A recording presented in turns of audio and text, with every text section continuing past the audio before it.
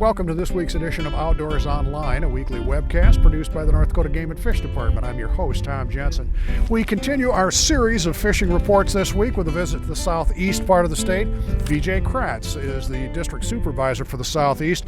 BJ, you manage a lot of lakes that are in that Cheyenne River watershed, and some very important small fisheries in that group. Right. With the big flood years, we had a lot of water that came in and gave us a lot of lakes. Particularly, north of the interstate, we've got, Fox Lake and Eccleston's and so forth, and they have been pretty good fisheries over the years. Sure. You had a good season on the ice, just from anecdotal reports from talking to fishermen and things like that. Is that going to carry over into spring and summer? Yeah, I don't see any reason that it shouldn't. We're going to have a little less water this year to deal with. Sometimes that has a tendency to congregate fish, make them a little more available to anglers than when you have lots of water and they're all over the place. So, sure. The walleye is probably the bread and butter fish in your district, BJ, so let's talk about some of your better walleye lakes. Okay, yep. We've got pretty good opportunities for walleyes this year. We've got a good one that's really hit the last several years is Craft Slough down in Sargent County. That one has got a couple of great year classes coming up. They were a little small last year. With some growth, they should be getting into that preferred range that anglers like to keep. We've got Barnes Lake up north in Stutzman County. That's got a good walleye population. The forage is finally getting down to the point where those fish should turn on a little bit and make some good action for anglers. Those are, and then of course Fox Lake and Twin Lake down by Lemoore, those are good walleye lakes also. So some really great populations of fish out there right now. It seems like everybody's got good northern fishing in their districts. How about you? Yep, we've got a couple of lakes. Pipestem actually has a really abundant couple of age classes of fish coming on. If you like 3 to 5 pound northerns, there should be some great action out there this year.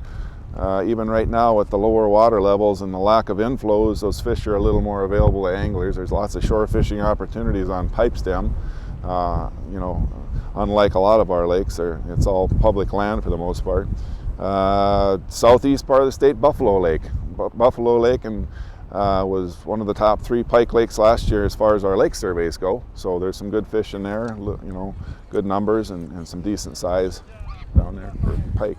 You have the luxury of having some of the best perch lakes in the state. We talked about ice fishing earlier, and again, is that going to carry over into spring and summer and fall? It should.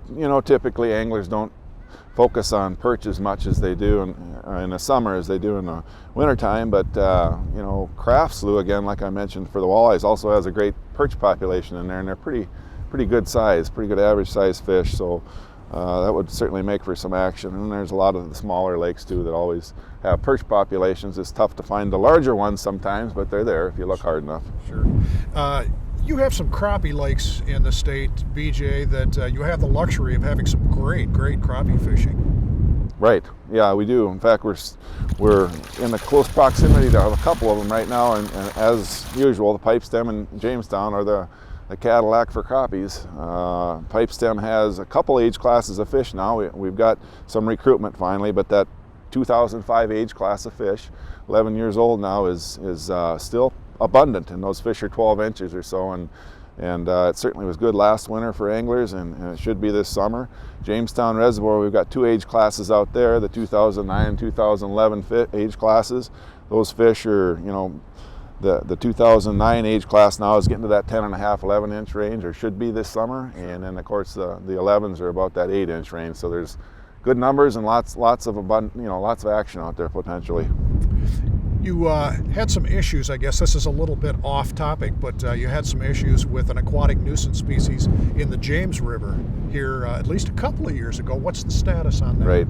Well, silver carp have been found, as most would know by now, in the James River. That's the only water body in the state we have those, and we've been monitoring them over the last 4 or 5 years pretty intensively. We sample every year for them. We look for primarily recruitment. We're still dealing with one age class of fish. They're adults, and we haven't seen any sign of reproduction or anything, so that's a positive. And with another year of no flow in the river, that's probably a good thing as far as keeping those carp as they are, in one age class and no reproduction. So I'm going to put you on the spot like we do with everybody every year. BJ, take a day off, go fishing. Where would you go and what would you do in your district? Right.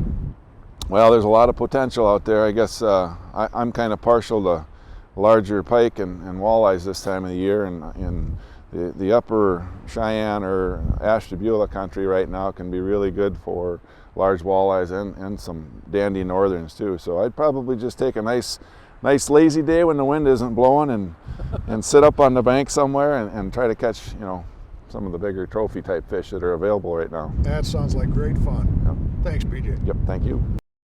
Right now we switch gears and head to the Northwest District. Aaron Slominski is the fisheries biologist in the Northwest District. Aaron is also in charge of paddlefish, so we're going to talk about that too.